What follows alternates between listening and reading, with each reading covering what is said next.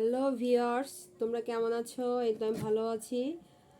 আমি আজকে ইফতারির পরে একটা সারপ্রাইজ পেয়েছি তোমার ভাইয়ের কাছ থেকে। চলো তোমাদের মাঝে এটা আমি এখন আনবক্সিং করি।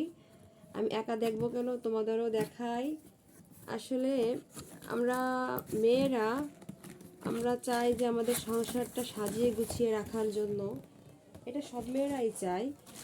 আর মেন সমস্যা হয়েছিল কি, আমার ব্লেন্ডার আমার আগেও ছিল, আমি আগেও ব্যবহার করেছি, বাট এটা আমি ব্যবহার করিনি। এটা তোমার ভাই মানে নিয়ে আসছে আজকে ইফতারির পরে। কারণ আমি ব্লেন্ডারটা নষ্ট হয়ে গেছে হঠাৎ।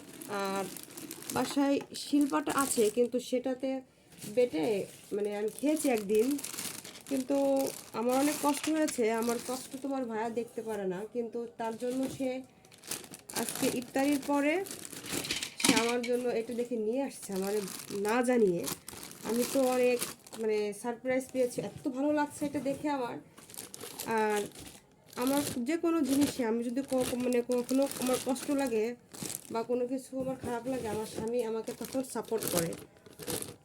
আর আমার হাজব্যান্ডকে অসংখ্য অসংখ্য ধন্যবাদ আমাকে এটা গিফট করার জন্য।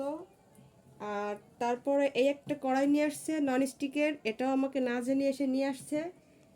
আমার হাজব্যান্ডকে আমি এত ভালোবাসি, সে আমার সব কিছুর পাশে এসে দাঁড়ায়। আমি দুঃখ কষ্ট সব কিছুর পাশে এসে সে আমার পাশে দাঁড়ায়। তাকে অসংখ্য অসংখ্য ধন্যবাদ। আল্লাহ হাফেজ।